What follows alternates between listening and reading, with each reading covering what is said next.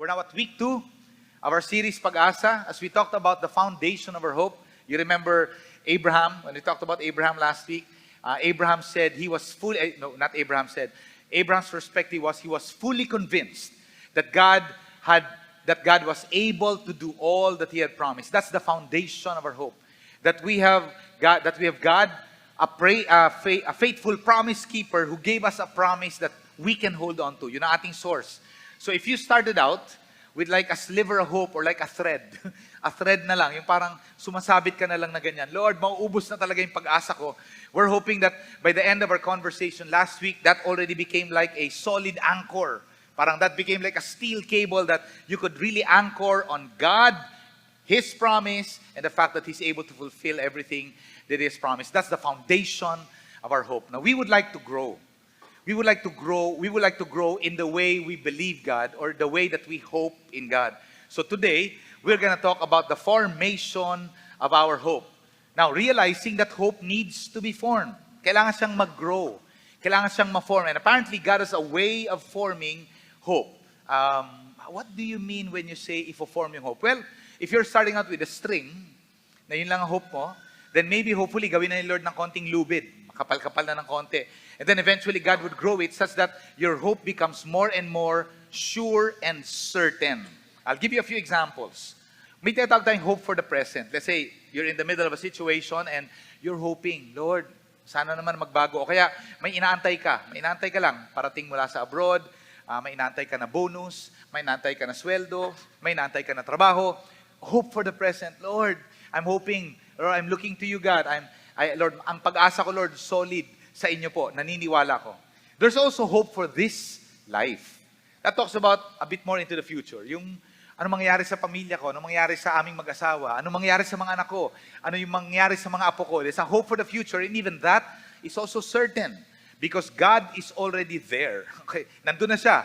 And He has a plan and a purpose, and He's working out His plans and purpose in your life. So even for the future, we have a sure and certain hope. But beyond the future of our life here, there is eternity. And there's a hope for eternity also. And that hope for eternity, in fact, we're going to talk about that over the next 2 weeks. In the verse that we just read, it talks about the hope of the glory of God. That hope of glory is the hope for eternity. That hope that the day will come when everyone dies, the Lord will resurrect us again, glorify our bodies, and allow us to experience God in His fullness. In the fullness of His glory. We'll be with Him as He recreates the new heavens and the new earth. We will be with God for the rest of eternity. Yun ang ating hope of glory. And as we talk about that today, now, actually, next week ang tawag future hope. That's where we'll talk deeper about, we're going to describe it for you. I-describe, ano bang itsura niyan pagkatapos nating mamatay? Ano bang mangyayari sa mga pinangako ni Lord sa Revelation at saka sa Isaiah 65 to 66. It's amazing. The picture of our future hope. But today, ito po yung pag-uusapan natin. Once the hope of glory is certain, then you can know that the hope for this life and the hope for the present is also certain. Why? Because if God has already solved our biggest problem, which is death, then what else can He not solve in this life? Romans 8 would put it this way. If God did not withhold His Son, Jesus, to you, how else will He not give you also, along with Jesus Christ, all things? So, ang laki ng pag-asa natin sa mundong ito, sa kalagayan ng sitwasyon natin sa buhay, ano man ang pinagdadaanan mo, malaki ang hope natin in the present and in this present life, for the rest of our life, because our hope for the future or beyond eternity is already secure. So, ano ba itong hope of glory na to? We're going to explore that now. The desire is that our hope, however it looks like right now, would be formed to be such that it would be so solid pagdating sa hope mo of the glory of God. The way that your hope will grow to the point na sobra kang hopeful all the time. Parang as you go through this life, ang taas-taas nung sense ng pag-asa mo. Yung the anchor of your hope is God, and it seems like hindi ka man lang natitinag. Yan. That's what we'd like to be able to see. Now, apparently, the way for your hope to be formed is through suffering. So, yun lang yung part na yan na mahirap. Parang, okay, akala ko, hindi ba may iniinom lang na pill na pagkatapos nun biglang Tan, tan, tan, tan, tan, tan, tan, tan, tan, tan, tan. Alam niyo pa ba yon? Popeye po yun. Hindi po yung fast food, kundi there was a cartoon character before that when he would eat spinach, then biglang nag-grow siya ng matindi at powerful and strong. Wala pong ganun. Kailangan natin yatang dumaan talaga sa suffering para ma-form yung ating hope. Alright? You ready to study the Word today? That's where we're gonna go. The hope of glory, and then how God forms that hope in us through suffering. Let's begin with this statement. That the gospel brings us these 5 things: justification, peace, grace, joy, and hope. All of that we see in the first verse. Makikita po natin doon sa unang verse pa lang. Sabi ron, therefore, since we have been justified by faith, we have peace with God through our Lord Jesus Christ. So, Romans 5, it's a beautiful chapter. Go ahead and read the rest of the passage. Masarap pong basahin kasi ang dami-daming aspects ng salvation at saka gospel na kung ano yung mga binigay or in-afford ni Jesus for us through the gospel, ang dami-daming aspects nun na nandun nakasulat sa Romans 5. At ang pag-aaralan natin yung unang 5 lang. Yung unang 5. And it says there, therefore, because it comes from Romans 4. Romans 4 is what we studied last week. Romans 4 talks about Abraham's faith and how his faith was counted to him as righteousness. So, when Abraham believed God, he was counted as righteous before God. It says here, therefore, since we have been justified by faith, right? The same way with Abraham. Katulad ni Abraham na he was justified by faith, we too have been justified by faith. And when you say justified, that means you are now in right standing with the law. Dati makasalanan tayo, we were criminals, we were objects of wrath, the Bible would say. But it's almost like humarap ka sa judge, ibinigay lahat ng charges sa'yo, lampas 10,000 yung lahat ng kasalanan mo, na mga sinulat doon. Tapos biglang sa dulo, sasabihin ng judge, acquitted ka. Judge, ano po nangyari? Acquitted ako. Kasi may umako na nung lahat ng kasalanan mo, si Jesus. When Jesus died on that cross, He died to pay the penalty for our sins. And for anyone who would put faith in Jesus, justified by faith. You can be forgiven of your sins and you can be acquitted of all your crimes. Dati object ka of wrath, ngayon object ka na of righteousness. God looks at you and He sees you as completely righteous. Justified by faith. That's the first gift coming from the gospel. The second one is peace with God. The idea of peace with God, immediately you'd think, pag sinabing peace, yung makakatulog ako ng maayos. Yung wala akong iniisip. Yung puso ko matiwasay, payapa. Yan ang peace. Actually, that's not what this passage is talking about. It's peace with God. Meaning, before you were God's enemy, ngayon bati na kayo. Bati na kayo. You now have peace with God. Kung dati nananansya ka, galit ba sa akin si Lord? Because of Jesus Christ and your response of faith, you've been justified and now you have peace with God. Bati na kayo ni Lord. Hindi mo na kailangan mag-isip, galit ba si Lord sa akin? Yung bang suffering ay ipinadala niya para i-punish ako? Ito bang mga pangit na nangyayari sa buhay ko, yung lahat ng minamalas ako? Ito ba ay galit ba si Lord? Hindi galit na si Lord. You now have peace with God because you've been reconciled with Him. Now, I was telling this story in the previous services today. Nakwento ko lang, kaming dalawa ni Let, kapag nag-aaway kami, now I don't know if that's even something that you'd believe, no? Nagugulat minsan yung mga tao, nag-aaway po kayo? Oo naman, tao po kami, okay, tao. Ayun, sige, ibig sabihin, normal na couple. Tapos pag nag-aaway kami, ito yung effect talaga sa akin. Parang feeling ko, I could not function properly. Pag hindi kami maayos ni Let. Pero kapag maayos naman kami, ay grabe, I can conquer the world. I mean, parang, wow, kahit na anong kaharapin natin dyan, kaya yan. Kasi, my most important relationship here on earth is okay. It's in place. Kahit na magagulo-gulo lahat, basta kaming dalawa, okay kami. Kami ng mga anak namin, okay kami. Hayaan mo na. Hayaan mo na nasa gitna tayo ng isang tornado. Okay? Basta maayos tayo. Ito. Alam mo ba na your most important, significant relationship, period, that's with the Lord. That's with God. You already have peace with Him. Maayos na kayo. And whatever it is sometimes that you hear about guilt and condemnation and accusation, that's not even God anymore. He's no longer pointing a finger. Dati, solid. You were His enemy. But now that you put your faith in Jesus Christ, you have now been reconciled to the Father. You've found the way to the Father, and now you are at peace with God. Bring that home. Pagbalik mo ng bahay, parang, Lord, talaga, God, okay na tayo. So hindi na ako kailangang manansya. Yung alam mo yung pag kayong dalawa, pag mag-girlfriend, mag-boyfriend, na hindi mo alam, galit ka ba? Banas ka ba? Sa akin ba yan? Ano ba? O meron ka lang ba ngayon? Hindi ko naiintindihan. Okay. Pero ito, wala nang ganong question. Tapos minsan naisip ko, parang hindi ako kinakausap ni Lord. Parang gino-ghost niya ako. Habang nagbabasa ako ng Bible, wala ako nakukuha masyado. Hindi na galit sa'yo si Lord. Tapos na yung usapin na yan. You now have peace with God. You've been justified and you have peace with God. Those are the first two. The next three are amazing. Okay. In the next verse, it says further, verse 2, through Him, ulit. Okay, sinabi, through Him. Yung idea na through Him, importante po yan. Kasi all of these things, di ba sinasabi natin, the gospel gave this to you. Well, the gospel is the good news. Yes, the good news of what Jesus has done. So all of these things we have received because of the sacrifice of Jesus Christ. And it is through Him that we have also obtained access by faith. Faith ulit. Kanina, justified by faith. Ngayon, access by faith into at least three more things. Into this grace in which we stand, and we rejoice in hope of the glory of God. Grace, joy, and then hope. All of those are gifts given to you in the gospel. Ano po ang ibig sabihin ng grace? Grace is undeserved favor. Nag-iisip ka, Lord, so pag nag-pray ako, papakinggan ako ni Lord. Oo, hindi dahil mabait ka, kundi dahil you stand in His grace. You now stand in the grace of God. The grace of God has been poured on you. And you now have joy. God has put a deposit of joy in you. Alam niyo yung pagkakaiba ng joy and happiness, di ba?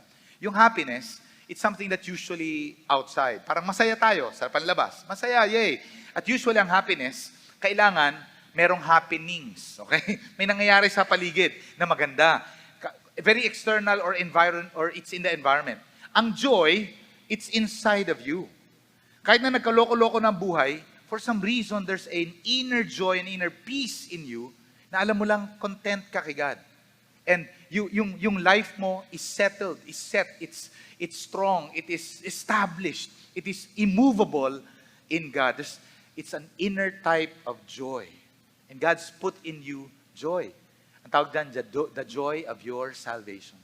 And finally, the hope of glory. The hope of glory is that someday, even though we will die, yet we will live again. Even though we will die, in reality, we will never die. Because when we die, we'll simply cross the threshold into the rest of eternal life with God. So, I'm going to ask you to put out your hand like this. Put out your hand like that. Yan. Okay.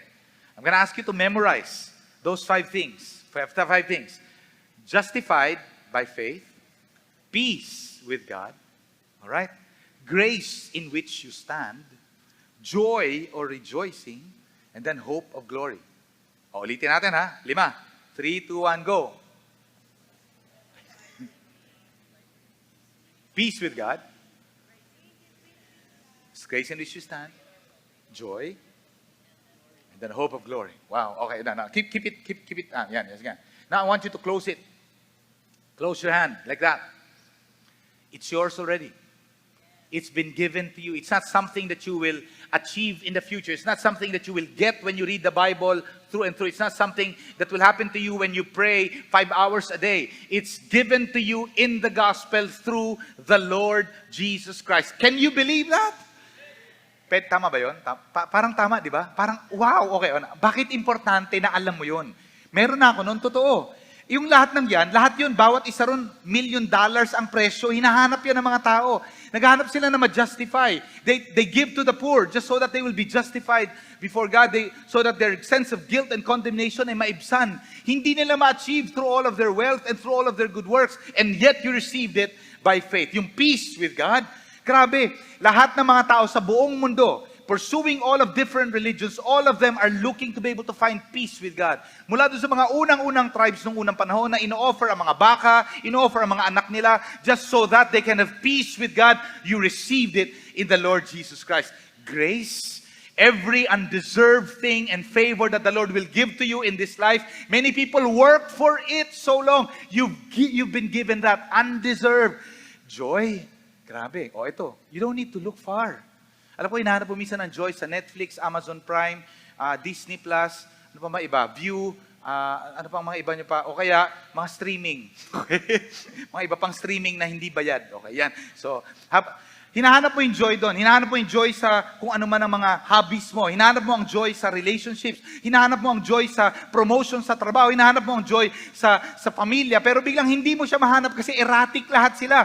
But now you have it and it cannot be stolen from you. It's inside of you now. You can always bring it up again, which is why the word is rejoice. You can find joy again. Bubuhayin mo lang ulit and the joy will be like a spring bubbling forth from your heart. And you have the hope of glory. Someday you will receive it, but you can be so sure and certain of it now. These things you have received from the gospel. We belabored this part.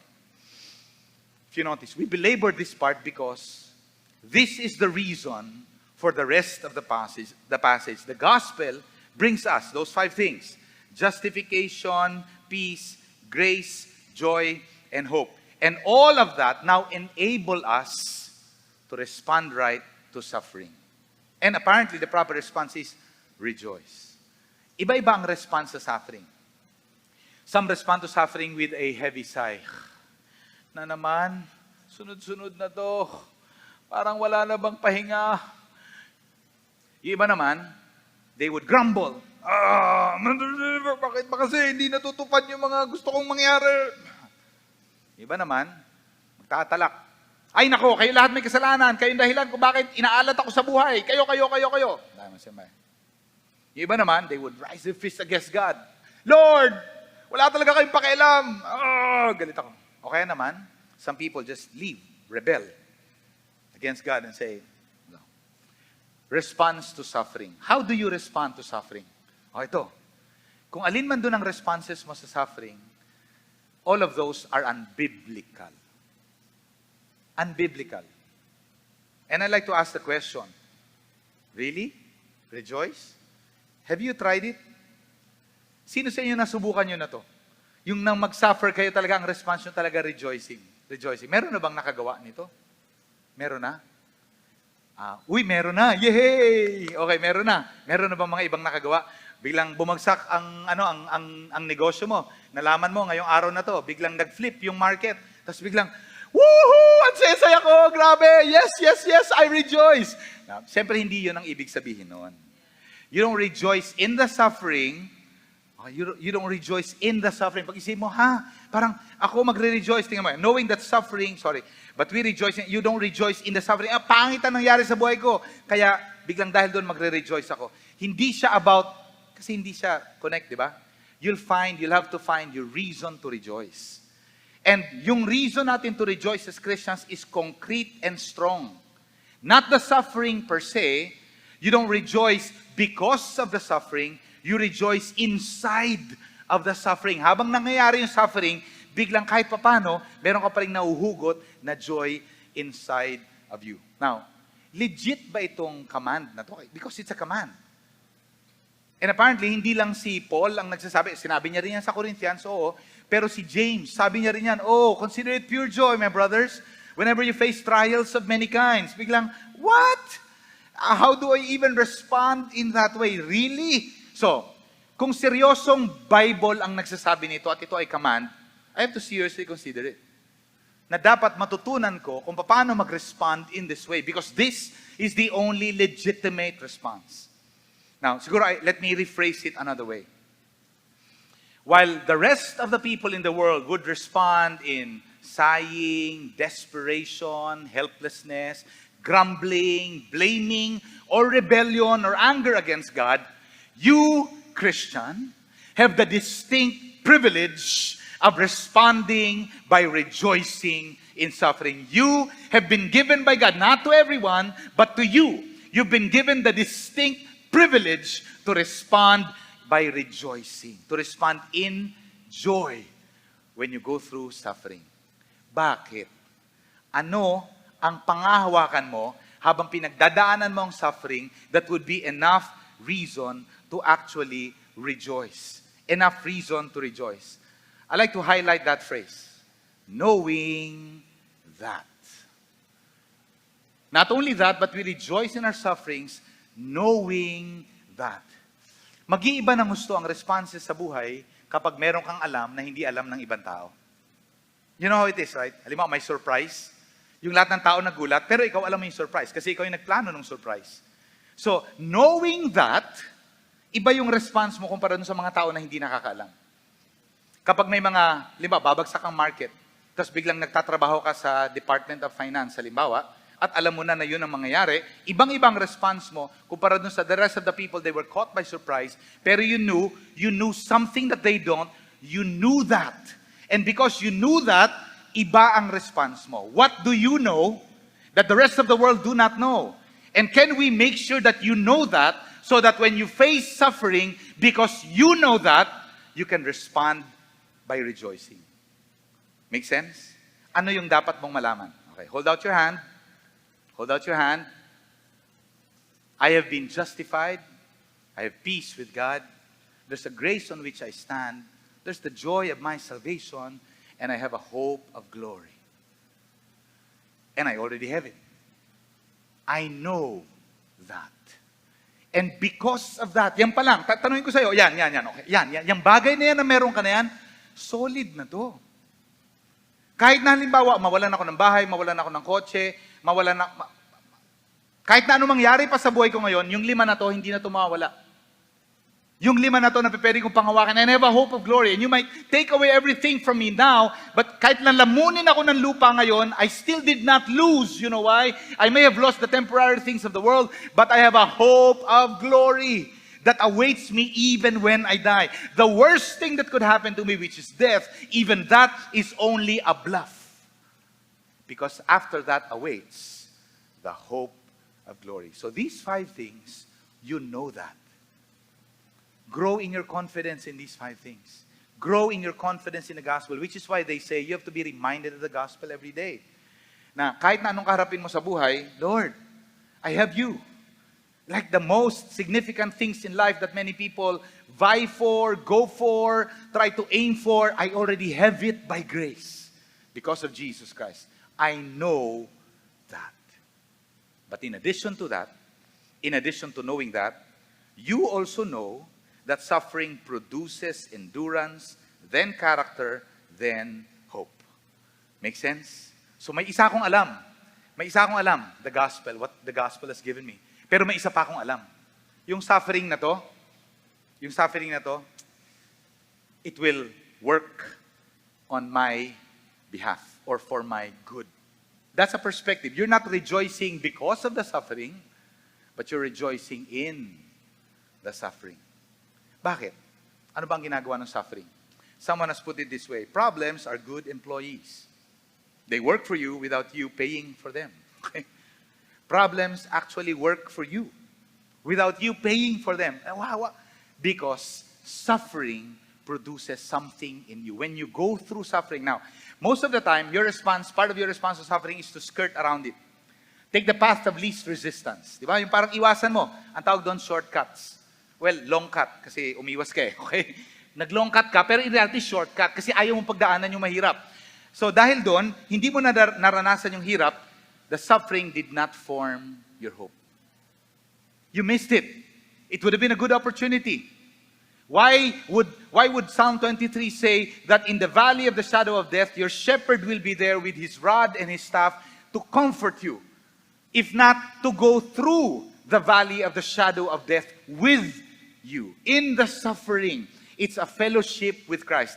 Paul would also reference, sasabihin niya talaga, the fellowship of sharing in Christ's sufferings. So apparently, in the midst of the suffering, the reason why I can rejoice is because in the midst of it, there's a fellowship that's going on between me and Christ that I would otherwise not experience had I gone through the suffering. Had I gone through it myself. There's another quote I want to mention from a guy I don't like. Kakaiba, no? Parang, The guy's name is Marcus Aurelius. He was one of those who persecuted the Christians during the early centuries. He's a Stoic philosopher. Imagine ito. This is human philosophy, and yet think about it. Think about it. Human philosophy to, pero to a certain degree, he got it. The impediment to action advances action.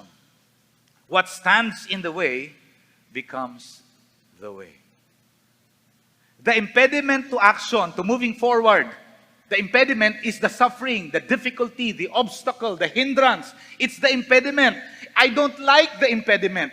But now, the hindrance to my action becomes the way if I would learn to go through it. Apparently, question, do you know that? Do you know that suffering produces endurance, then character, then hope? Oh, let's talk about that now. How that actually happens. Suffering, it says first, suffering produces endurance. Yung mahirap na mga bagay sa buhay, mapipilitan ka talaga na mag-mature kapag nabigyan ka ng mahirap. Responsibility matures people. Pag walang responsibilidad, hindi ka magsi-step up. Yung mga anak ko magsisimula ng mag-dorm. Well, I have my second child, my daughter, is gonna go to college. And she's gonna go to the dorm kasi nakatira kami sa Laguna, mag-aaral siya sa Manila. At the commute will kill her. Okay, so we'd rather na, okay, magdo-dorm siya.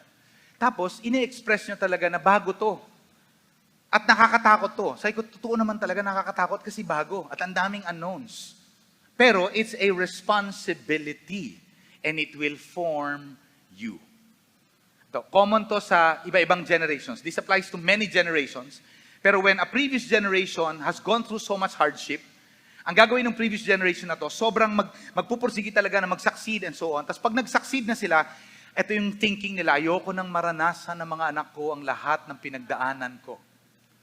The very things that formed you, that made you successful, you wanna spare your children from. So, our children would now grow up na hindi kailangang mag-igib ng madaling araw ng tubig mula sa poso. Hindi kailangan magsibak ng kahoy. Hindi kailangan magtinda sa palengke. Hindi kailangan sumabit sa jeep. Hindi kailangan magtinda ng sandbag. Hindi kailangan mahirapan. Gising siya kahit na anong oras, 9 or 10 a.m., naka-ready na ang kanyang breakfast, naka-ready na ang kanyang devices, may wifi sa bahay na full speed. Tapos pwede lang siya mag-relax at maglaro all day. Bakit? Kasi ayoko nang mahirapan ng anak ko. Ayoko nang pagdaanan niya yung mga pinagdaanan ko. Tapos that flips again. That generation biglang mamumulat sa idea na grabe, hindi ako na-train ng mga magulang ko. Wala akong grit, wala akong frustration tolerance. Ang bilis kong bumigay.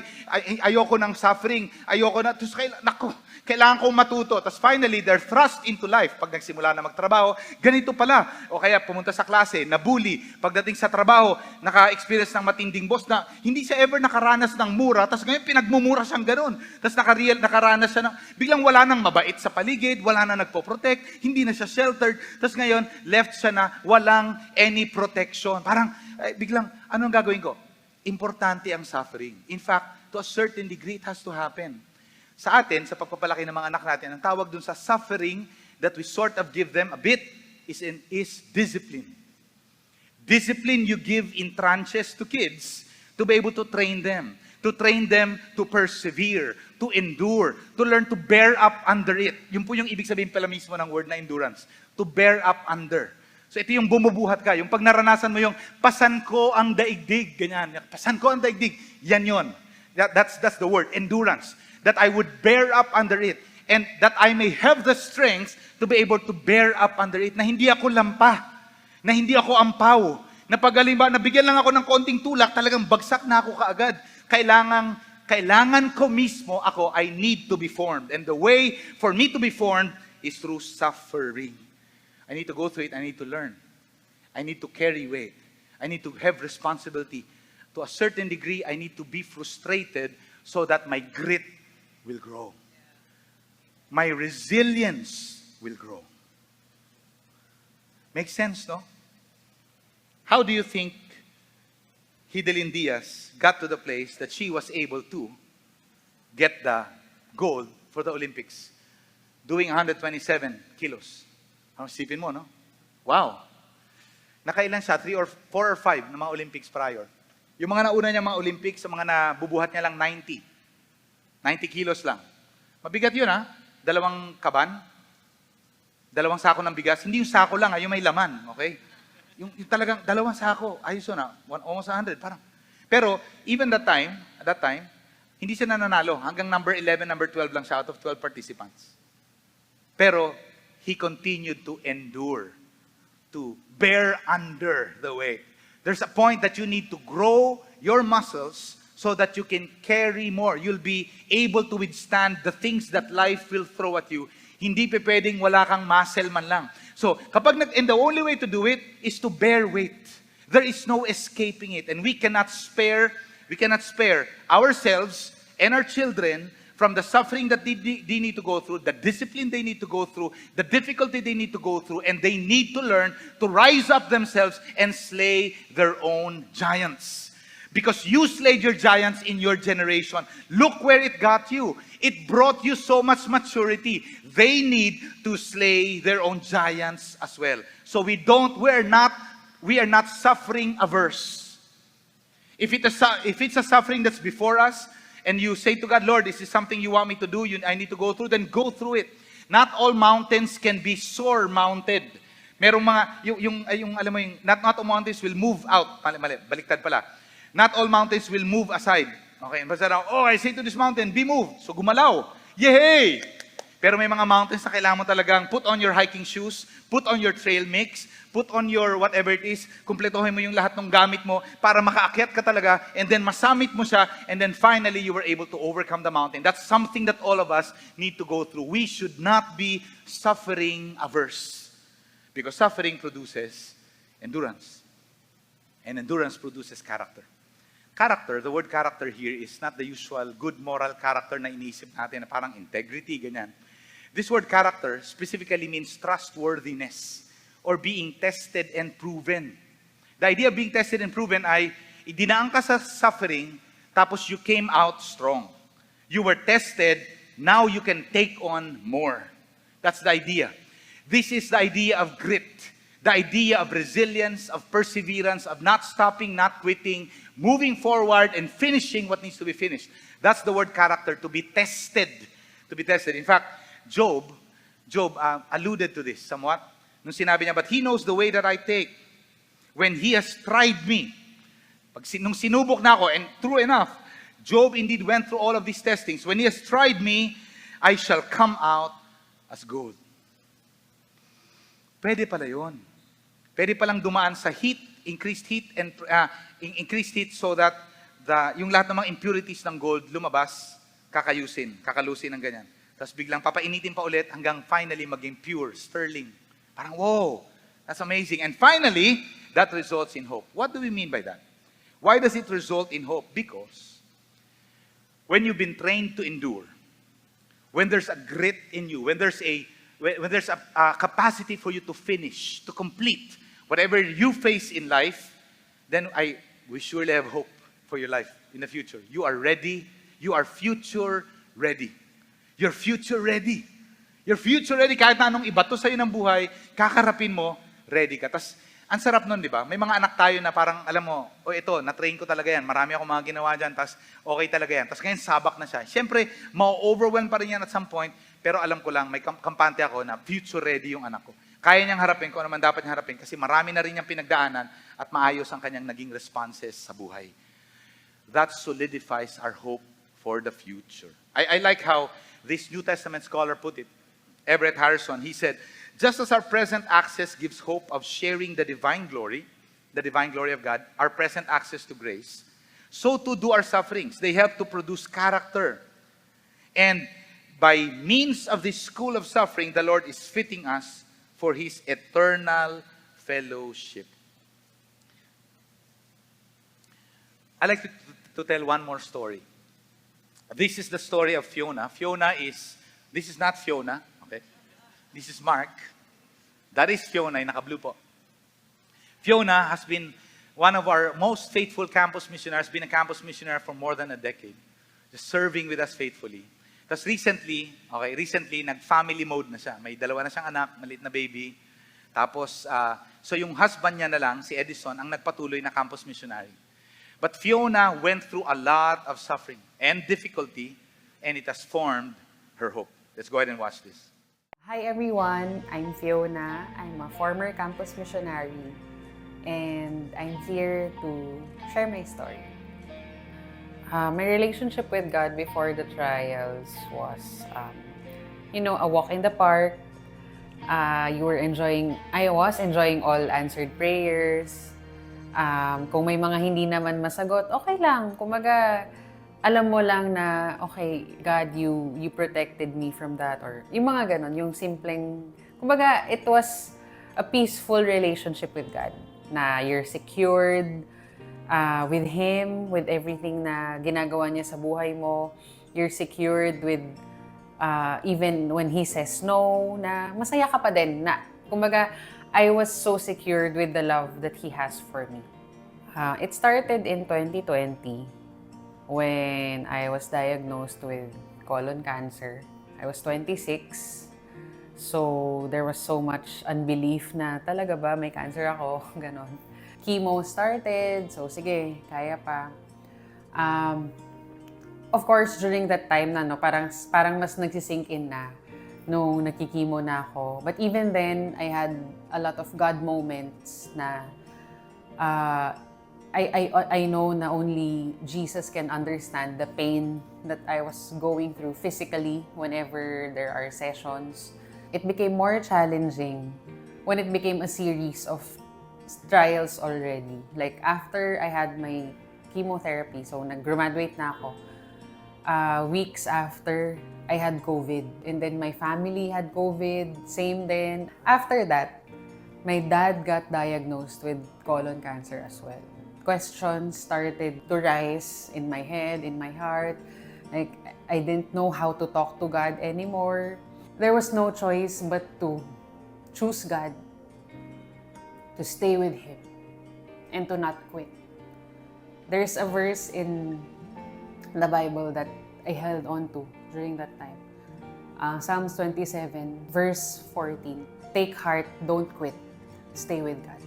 Kumaga, it's not just a memory verse. It's not just a highlighted verse in my Bible, but it's what I experienced all throughout. God is the only person who can do more than all what we can ask or imagine. I'm cleared now. I'm on remission na for 5 years, and my dad is miraculously on remission also. I'm enjoying my life with my family, of course, Edison, my husband, and we have 2 children, and only God can do that. I mean, after everything, when we stay with God, when we allow Him to work in our hearts, that's the only time peace and healing come.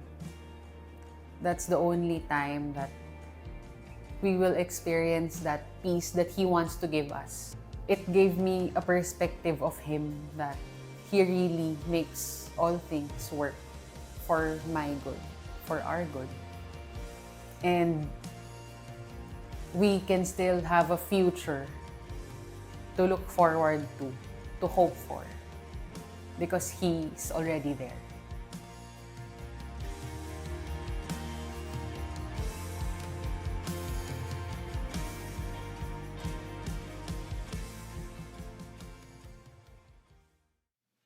We'd like to be able to practice this. Gusto natin mag-practice. Paano ba mag-rejoice in suffering? Well, I know that the gospel has already given me those many things. And now I also know that, especially for the practical people here, I also know that suffering produces something in me and forms me from within. Produces endurance, character, and hope. Now, the last part of the passage says this in verse 5. And hope does not put us to shame. Hindi ka mapapahiya rito. Hope will not disappoint. Your hope is so sure and secure, it will not disappoint. We know that, the hope of glory, the things that will happen in the future, kasi something has been given to you now to sort of guarantee of what is promised in the future, who is the Holy Spirit. The Holy Spirit has been given to you already now. So, because the Holy Spirit has been given to you, you have full access. Full access to justification, peace, joy, hope, grace, all of that through the presence and the power of the Holy Spirit inside of you.